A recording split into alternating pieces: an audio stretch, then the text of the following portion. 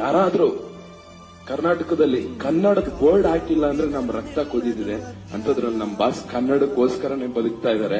ಅವ್ರ ಸಿನಿಮಾನ ನಾವು ಜಾಸ್ತಿ ಗೆಲ್ಸ್ಬೇಕು. ಅವ್ರಿಗಿರೋ ಪೇನ್ ಎಲ್ಲ, ಅವ್ರ ಸಿನಿಮಾ ಗೆದ್ದಿದ್ದಕ್ಕೆ ಅವ್ರಿಗಿರೋ ಪೇನ್ ಎಲ್ಲ ಮರ್ತೋಗ್ಬೇಕು. ನನಗೆ ನಿನ್ನೆ ಅನಿಸ್ತಾ ಇತ್ತು, ಗ್ಲಿಮ್ಸ್ ಬಿಟ್ಟಾಗ ಬರ್ತಾ ಇದ್ದೀನಿ ಚಿನ್ನ ಅಂತ ಇತ್ತಲ್ಲ, ಅದ್ ಬಿಟ್ಟಾಗ ನಂಗೆ ಅನಿಸ್ತಾ ಇತ್ತು, ಎಂತೆಂತ ಕೆಟ್ಟ ಸಂದರ್ಭಕ್ಕೆ ಅಶ್ವಿನಿ ದೇವತೆಗಳು ಅಸ್ತು ಅಂದಿದ್ದಾರೆ. ಯಾಕೆ ಈ ಗ್ಲಿಮ್ಸಿಗೆ ಒಂದ್ಸತಿ ಅಸ್ತು ಅಂದ್ಬಿಡ್ಬಾರ್ದು? ನಾಡ್ ಸಿನಿಮಾ ನಾವು ಅವ್ರ ಜೊತೆನೂ ನಾವ್ ಯಾಕೆ ಕುತ್ಕೊಂಡು ಸಿನಿಮಾ ನೋಡ್ಬಾರ್ದು?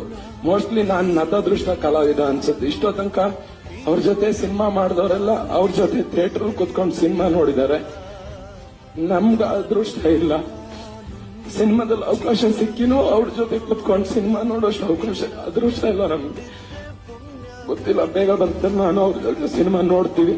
Thank you sir.